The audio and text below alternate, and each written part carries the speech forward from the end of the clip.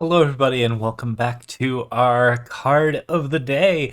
It's been a little bit since we've done one of these. We tried the first one out and seemed like people really liked it. I was glad to see a bunch of people putting suggestions in the comments. One of the suggestions was, in fact, Eilyn.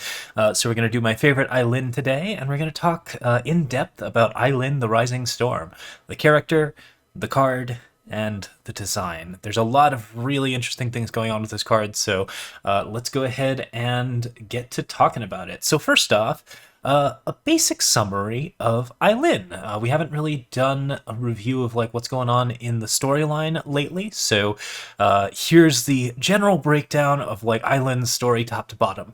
First things first, you have this character who's born in the Skycrag tribes. She quickly takes control of them. I believe the Skycrag tribes are like sort of like a general like value strength type of thing. So it's mostly I think ritual combat, that type of thing, that determines who actually gets to be the clan mother. And Eilyn becomes the clan mother of the Skycrag, and in turn takes over the city of Argentport. Like basically just takes all of her people, runs them over, and just wins a pretty decisive fight against Caiaphas and I believe Roland.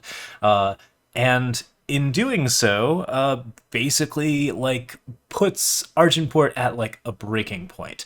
But instead of like pillaging and demanding the surrender of the city or taking over the city entirely, she enters into a marriage with Caiaphas and then becomes co-ruler of Argentport. All of this is stuff that happens like pre the events of the Empty Throne.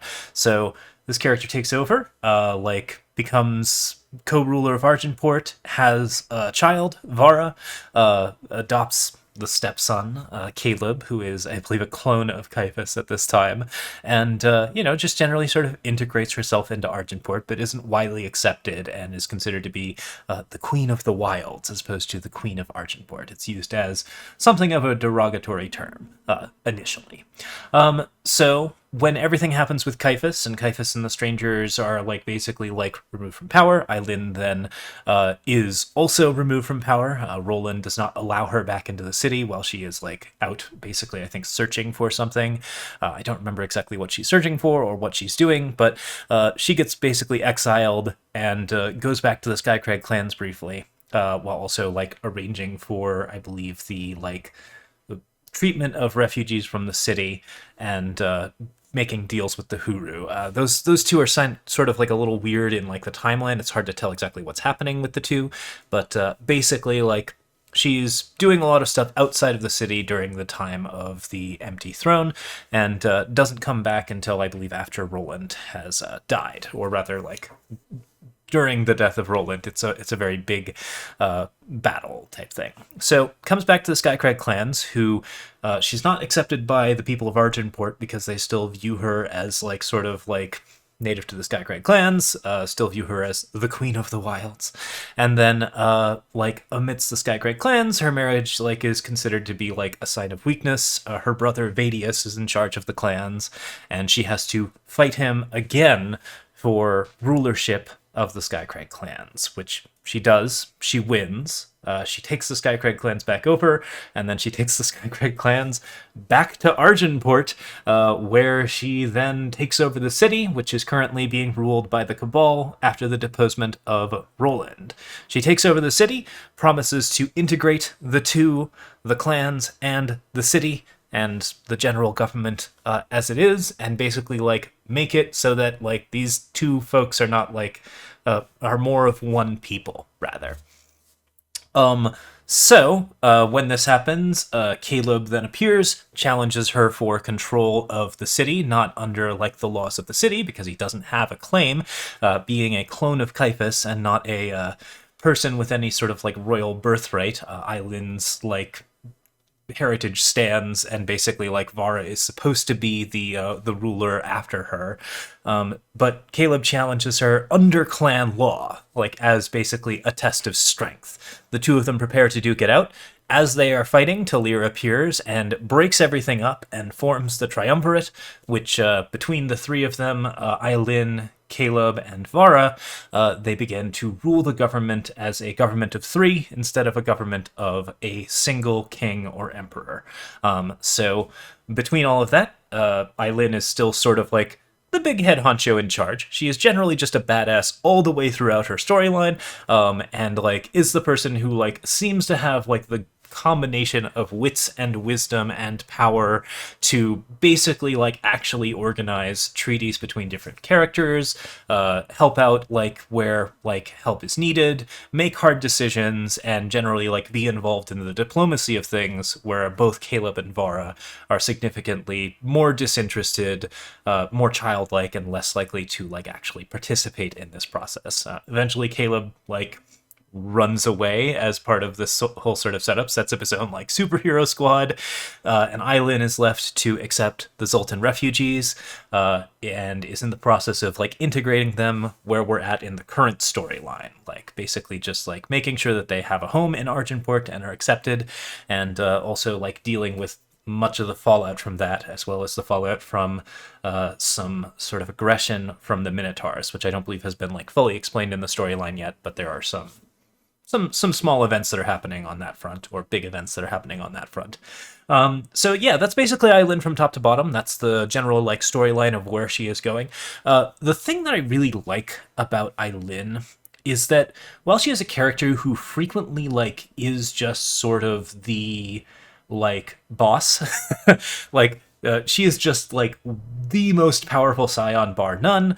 She wins every fight that she's in. She is a character who like basically like is capable of taking over Argenport not once but twice, capable of assuming control of the Skycrag clans not once but twice, and generally is a pretty capable leader and a person who like seems like she's a good fit for the Eternal Throne. Like compared to Caiaphas, who seems like very unreliable and is clearly up to some weird shit, compared to Caleb, who is like obviously not a very good fit for anything, compared to her fascist brother-in-law, Roland, and compared to, like, Talir, who doesn't care about ruling at all, and her daughter, who is kind of really pushing on the evil side. All of this is, like, a character who, like, clearly is, like, in the best position to be the good ruler, but also, like, frequently has to struggle to assume that role, like, and has to basically repeat a lot of the same actions in order to keep in a position of power, because she is constantly rejected by her people, and by the people of Argenport, and by basically everyone. And like that sort of repeated nature of her struggle, that sort of like lack of acceptance that she generally like has to incur, and the fact that she has to like basically keep trying and trying and keep pushing and pushing, that perseverance and like ambition and like actual like the effort that she has to put in, the repeatedness of that struggle, I think is a really interesting and like very like important aspect of her character, and a reason why her character works so well over the course of the storyline. I think that like because Eilyn has to fight so hard like for everything, but actually does succeed, like I think that that is like sort of a lot of the triumph of her character. It's very, very good. So like, yeah, that's my basic thoughts on Eilyn. I'll probably have more of that as we review other Eilyn cards, but we also actually have to review the card itself. This is Eilyn the Rise in the Storm. This is my favorite Eilyn design. She's a 6/12, 8 cost, triple primal hero with Pledge, which means that she was part of the Pledge set, so this is pretty common, and it is important for a lot of like certain Pledge access. She goes really well with Bearguard Bayonet and a bunch of the other stuff from that particular set. Her summon ability deals 6 damage to an enemy, which will kill most mid-range units, and her ultimate is the third time that Eilyn attacks, she deals 12 damage to each enemy. So one of the things I really like about Eilyn the Rising Storm as a card is that the numbers on this card are just so very unique. She's got a lot of like 6s and 12s and things going on with that. It's a common thing in design for like certain numbers to sort of like have mirrors and matches. Like if you see a card that's like a 4/4 for 4 with 4 influence, another Eilyn card incidentally, or anything along those lines, like this is something where like it actually just feels really good and looks really good when the card looks like that. Sometimes it doesn't work out in balance. balance, and you actually have to like make the card, have an odd stat line or an uneven stat line. But in situations where you can get this like kind of mirroring a 6/12 that deals 6 and then deals 12, an 8 cost Scion that matches like the other Scion stuff, like this kind of stuff is just like really common, like good design that tends to lead to some pretty good effects. Yeah, so this is a card that like has like a really good design in that aspect. 12 is also a very unique number. It is the highest amount of health that I think anything currently has. There might be a 13/13 somewhere. I think it's an 11/11, but I'm not 100% certain. Regardless, it's a very big number, and that's another really satisfying thing to have in design is like, oh yeah, this is the card with the biggest number. You should pay attention to this.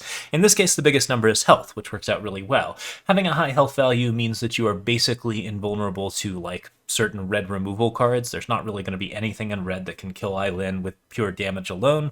And similarly, it means that like there's not really any amount of like stat reduction that you can do to get rid of Eilyn the Rising Storm. She's still vulnerable to what we call hard removal, like Death Strike or Annihilate or Defend the Treasury is a very good option, Vanquish, all of that kind of stuff. But basically, like, she is someone who is like fairly difficult to kill in any sort of trade between two units, and in any sort of situation where the only way to kill the unit is by reducing its stat value or like dealing damage to it.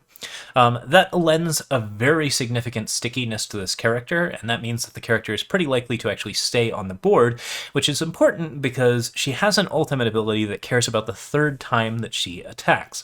Now, with most cards, if you are going to put an ultimate that says the third time anything, and that requires like 3 turns of a unit being on the board for that amount of time, like you really need to do something to make sure that the card is sticky enough to actually see that ultimate happen, and in order to like realize that sort of aspect of it. So like having 12 health is just a really big deal here, because if you're gonna get Eilyn's ultimate, like you need to keep it for at least 2 turns, and that means that you're probably not going to get like the kind of benefits that you want out of it unless the card is really, really hard to kill, which Eilyn is.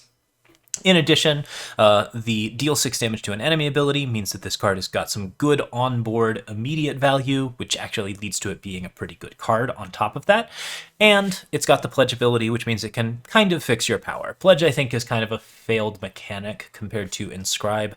It is just like a lot more unreliable. It's really, really hard to make the decision of like whether or not to play one of your cards as a power when you could just hold it in hand and wait for the power to play that card. Aylin, I think, is one of the easiest pledges if you draw them early, because she's an 8-cost card, but it's not always like the most fun thing to try and go after Pledge, and I think Inscribe ended up being like a much better replacement for that sort of setup. But Eilyn's Pledge ability does lend to her being played in Bearguard Bayonet decks, and that gives blue the kind of ramp necessary to actually deal with having an 8-drop and play an 8-drop. In addition, I think Bearguard Bayonet grants Overwhelm. I don't remember that for sure, but like having Overwhelm on Eilyn is an important thing, because if the card attacks and deals 12 damage to each enemy and you have Overwhelm, the 12 damage on each enemy overwhelms into your opponent's face, which leads to lethal.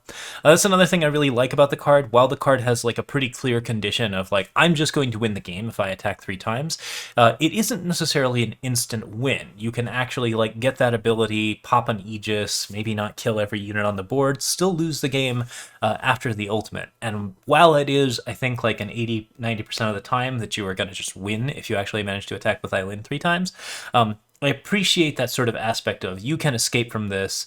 This is something where like she is doing something that's very direct and very damaging and very like important for that amount of important for like achieving board dominance, but isn't necessarily going to be the best win condition for you. Eilyn is a value engine. Eilyn is a card that interacts with the board. Eilyn is a card that like actively wants to attack, and all of these are like really good patterns to have in Eternal, where it is like you want your units to do things when they're played because that makes them very interesting. You want them to encourage attacking because that encourages the game to like actually progress and the game state to change up. It encourages people to use tricks on each other. It basically like leads to a lot of the interaction in Eternal happening. Like if you don't have things that force people to attack, like Reckless or Charge, or like anything that sort of like makes it like really important to be on the offensive, then the game slows down to a crawl and you start getting into those sort of like slower, like not so fun games that can last, 20-30 minutes. The average length of an Eternal game is actually about 5 minutes. sets. So yeah, like this kind of stuff all leads to like just good play patterns, and that's a good part of her design. In addition, like I think that like as a Scion, this card just sort of nails every single piece of like thing that you want from a really important card in the lore. You have that one number that indicates this card is like really, really unique and special. You have a cool summon ability that means that the card is going to be like definitely playable and also really fun to play. And then you have like a sweet ultimate that really rewards like a particular play pattern while also not committing you to that play pattern. Like this card can be a hero on its own, isn't necessarily like completely out of the blue, like insanely powerful, but like does like command a certain amount of presence and attention. And I think that's fairly important. As a final note, Eilyn like synergizes really well with a lot of the general blue abilities, Overwhelm, Aegis, Berserk. All of these like indicate certain play patterns that tend to work really well with the character. And I think like part of that really encourages like a lot of the designs that lead to Eilyn being played. I like the Scion designs that lead to Eilyn Daraka Queensguard, which gives Eilyn Aegis. The blue card that plays Eilyn if you get a bunch of damage, I think is a relic.